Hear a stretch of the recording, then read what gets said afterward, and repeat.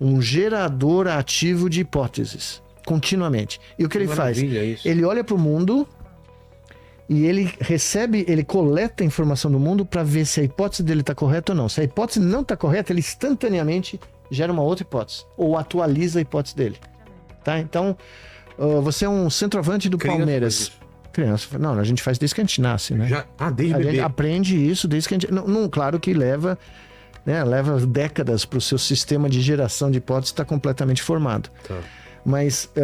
Você ia falar o quê? Eu ia falar, por exemplo, quando o Rafael Veiga vai cobrar um escanteio pro Palmeiras. Tá.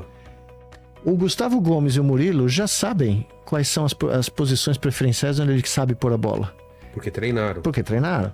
Por isso que treina. Por isso que em esporte de alta performance a repetição é tão importante. Porque quem vai tentar dar a cabeçada já tem dentro da cabeça dele um modelo de onde ele tem que estar no espaço, em Todo que jogador posição. fala isso em final, né? Eu visualizo o gol. Eu visualizo sendo campeão. O Rivelino me contou... O Rivelino, né? Que jogou no Corinthians, inclusive. É um grande amigo meu. Aliás, se ele estiver nos... o Rivelino é um herói meu. Meu pai falou assim, é o cara que eu faço questão de estar aí. Meu pai adora. O Rivelino assinou uma camisa pra mim e uma pro pai dele.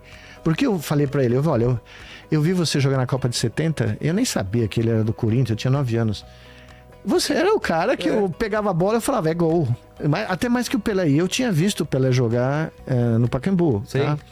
E eu falei pra ele, o meu pai era corintiano e eu era palmeirense. Mas quando eu vi você na Copa do Mundo, você virou. E aí nós temos um amigo em comum, o Oscar Ulisses, que é o narrador de futebol. E a gente saía com o Rivelino antes da pandemia. E o Oscar falava, o Rivelino foi top 10. Aí o Rivelino, quê? Top 10 do mundo?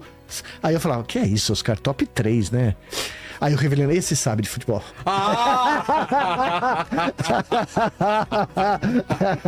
Pelé, Maradona e Rivelino, né? E olha que Maradona e Rivelino, eu falava assim, olha, Maradona e Rivelino é ali, né? Então, o Rivelino me contou, é sensacional. 2 histórias, você é corintiano, você vai adorar essa. Teve um período que o Corinthians não ganhava do Santos, que é famoso, a seca. E um dia, o Rivelino teve a seguinte ideia. E tinha o Zé Maria, que jogava de lateral direito do Santos. Do Corinthians, perdão. E o time do Santos, né? Dorval, Pelé, Coutinho, tem a dó, né? O único que batia neles era o Palmeiras, né? Era no Pacaembu que ele jogava. O Palmeiras batia de frente. Aí, nesse jogo, o Rivelino teve o seguinte, vamos fazer o seguinte, vamos entrar em campo antes, vamos perfilar na linha lá de onde tinha o hino nacional, cruzar todo o braço, fazer cara feia. O Zé Maria era um ditão, jogava no Corinthians, né? Aquele cara enorme. Luiz Carlos era quarto zagueiro. Vamos cruzar o braço, fazer cara feia e deixar o Santos entrar. Nós vamos intimidar os caras. E tava, sabe uma garoazinha? A Garoa de São Paulo à noite, quarta-feira. O time do Santos começa a entrar. Dorval, Coutinho, os negão bonito, grande, enorme, aquelas pernas desse tamanho.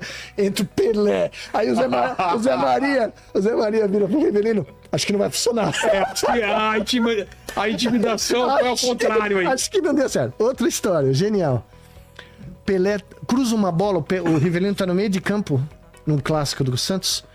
Aí a bola, ele pensa em pular pra tentar interceptar, mas ele não tinha altura, ele viu que não ia passar. Só que ele vê a bola e ele fala assim, parecia que o tempo parou. A bola passou por mim e o Pelé já tava no ar. Só que de repente a bola ia passar o Pelé no meio do ar deu um impulso a mais, ele matou a bola e eu falei, não dá. Não, esse cara é fora de série. Na final contra a Itália em 70, no jogo da Copa do Mundo, durante a Copa o Pelé dormia. O Zagallo dando instrução lá pro time, o Pelé na maca, né? Dormindo, tirando a soneca. Aí tava pra entrar no campo, cadê o Pelé na final da Itália? Dormindo. De repente, porque o Pelé dando entrevista fora do campo era um cara normal. Eu vi ele dando entrevista lá pras rádios. Você olhava pro cara, o cara era um... Você ouvia a voz dele, não tinha nada demais. O cara entrava em campo, era um bicho. Total. Virava uma pantera, um doido. Diz que no túnel lá, Tostão e o Rivelino conversando um com o outro. Pô, Pelé, cadê o Pelé? De repente eles começam a ouvir. Vamos ganhar essa porra, meu! O Pelé vindo! Acordou. Segundo eles falando, a Itália perdeu o jogo ali.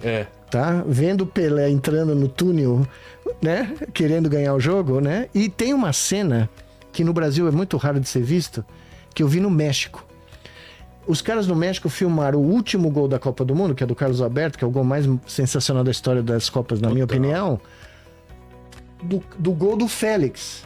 Tem a visão dele? Tem a visão do gol anterior. Sei.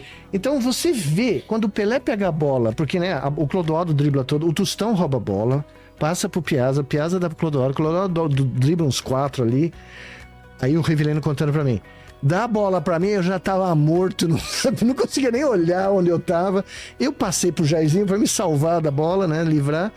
O Jairzinho passa pro Pelé, a câmera mostra a defesa inteira da Itália e o goleiro virando em direção do chute do Pelé, porque todo mundo achou que ele ia chutar gol. Tava 3-1 pro Brasil já, tá? O Pelé põe a bola no futuro. No futuro espacial sem olhar, porque ele tinha jogado. Ó, essa é a Brainnet. Tinha jogado o Carlos Alberto no Santos durante uma década. Que ele ia passar aqui. Meu, vem o Carlos Alberto, dá um bico lá, uma bomba. E ele falou pra mim, e ele não é neurocientista, o Rivellino, né? E ele falou pra mim, o cara pôs a bola no futuro. O cérebro do Pelé falou, o Carlos Alberto vai chegar, entendeu? Então eu vou pôr esta bola no futuro, no espaço e no tempo. E a bola, repara, quem puder olhar isso, a bola vai no chão e ela sobe. Ela dá uma quicada. Antes dele... Puta, perfeito ele pega a bola de chapa de pé, no ar. Bom, o Albertozzi não viu nada, né? Não esquece. Bom, aí eu tô em Milão. Quem que eu encontro em Milão anos atrás? Facchetti, que era o maior defensor da Itália na Copa de 70. Aí eu falei, como foi marcar o Pelé? Ele falou, marcar o Pelé? Ninguém nunca marcou o Pelé. Ninguém nunca viu o cara. E não tinha tanto jogo, né? Entre Europa e Brasil. Não tinha, era raro. Só que ele jogou o Mundial do Santos, jogou, né? Os caras falando do Pelé, era como eles falam do Ronaldo hoje, sabe? Ninguém via esse cara, esquece. Então, o Pelé... Ele com 16 anos, 17, não, mas na Suécia? Na Suécia, 17 58. Né? Não, acabou com a Copa. Só que aqui, naquele gol, é o exemplo do que é o cérebro humano. O cérebro humano, ele tem uma expectativa de futuro. Então, ele tenta testar o mundo para ver se o mundo bate com a expectativa dele. Se o mundo bate, maravilha. Se não bate... estresse. Ele atualiza o modelo. Tá. Então, nós não vivemos, para quem perguntou, nós não vivemos numa simulação. Nós vivemos num mundo criado pelo cérebro. Falha na Matrix. Manda aí, Lene. Tem um cara perguntou um negócio de mosca, é isso que você vai falar? Mosca? Não, Cérebro da mosca? Eu acho que ele mandou depois aqui, eu não sei se eu vi a pergunta dele. Esse eu não consigo. Mas é o seguinte, o Caio Marujo, ele falou o seguinte aqui, ó. Boa noite a todos, professor, tenho 20 anos e no momento estou estudando para a segunda fase da FUVEST. Sempre tive o sonho de estudar nos Estados Unidos, especificamente no MIT.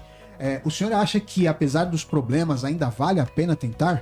Claro, eu acho que sempre vale a pena buscar experiências fora. Eu sempre falava para meus alunos, né?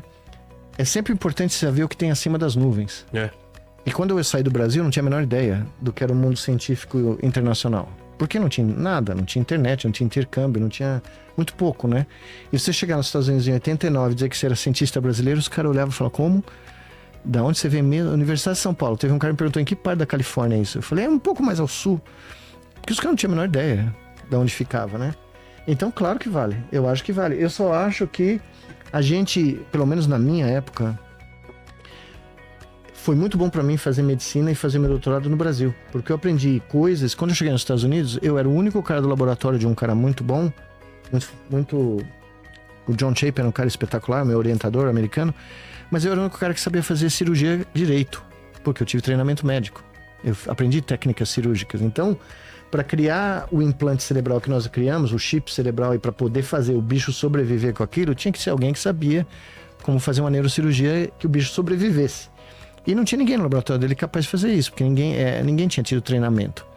Então, o curso de medicina meu foi muito proveitoso, e o fazer o doutorado no Brasil me deu tempo de amadurecer.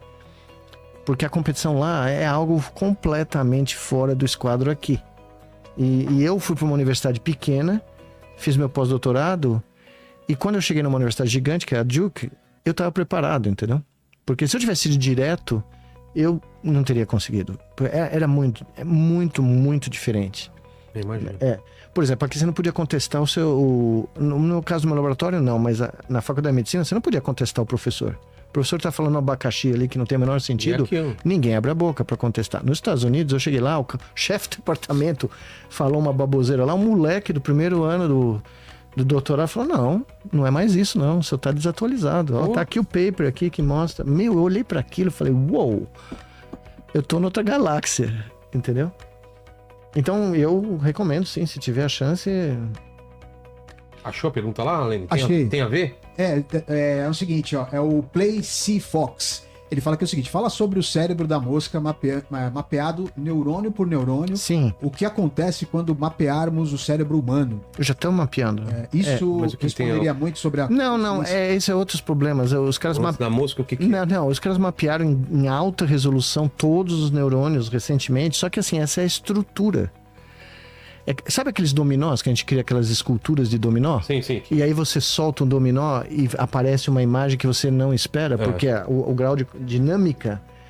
O problema é que existe uma fascinação enorme, não só entre os neurocientistas, mas na sociedade como um todo, com a forma, com a estrutura.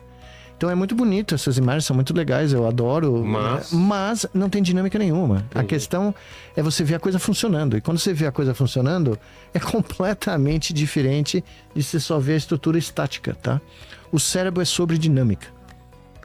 E a